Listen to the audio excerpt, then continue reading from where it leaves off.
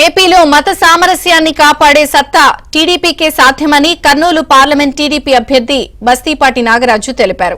కర్నూలు జిల్లా ఎమ్మిగనూరులో TDP minority రాష్ట్ర అధ్యక్షుడు మౌలానా ముస్తక్ అహ్మద్ అధ్యక్షతన నిర్వహించిన ముస్లిం పిలుపు టీడీపీ కార్యక్రమంలో ఆయన ప్రసంగించారు. రాష్ట్రాభివృద్ది కోసమే టీడీపీ బీజేపీతో పొత్తు పెట్టుకుందని నాగరాజు స్పష్టం చేశారు. వైసీపీ ప్రభుత్వం ముస్లిం సంక్షేమాన్ని సంక్షోభంలోకి నెట్టిందని ఆరోపించారు. 5 ఏళ్ల జగన్ రాక్షస పాలనతో ప్రజలు విసుగు చెందారని తెలిపారు. రాష్ట్రం అభివృద్ది చెందాలంటే చంద్రబాబు ముఖ్యమంత్రి కావాలని నాగరాజు స్పష్టం చేశారు. కార్యక్రమంలో ఎమ్మిగనూరు టీడీపీ అభ్యర్థి జయనాగేశ్వరరావు రెడ్డి తెలిపారు. జగన్మోహన్ రెడ్డి గారి యొక్క పరిపాలన ఆయన వచ్చిన తర్వాత ఒక్కసారి నాకు అవకాశం వెళ్ళినాడు. ఆ వస్తూ ఎట్లా వచ్చాడు?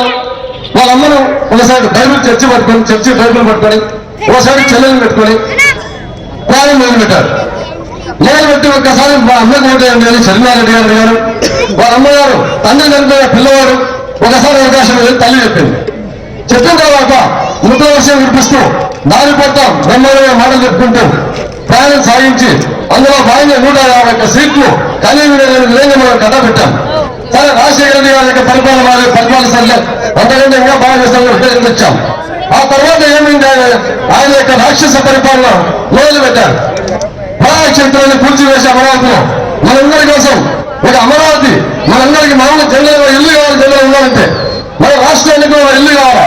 అందులో భాగంగా చంద్రబాబు నాయుడు గారు అమరావతి రాజధాని అని చెప్పేసి 32,000 ఎకరాలు పెట్టేసి ఒక శిలాఫలకం వేసి ప్రతి గ్రామం నుంచి ఇంత మట్టి తీసుకుపోయి మన రాష్ట్ర రాజధానిగా ఉండాలా, మన సంపదగా సృష్టిస్తేనే ఈ పేదలకంత సంక్షేమం అనేది అందుకుందనే మహాసంకల్పంతో అమరావతి రాజధానిని నిర్మించాలని కోరుకుంటే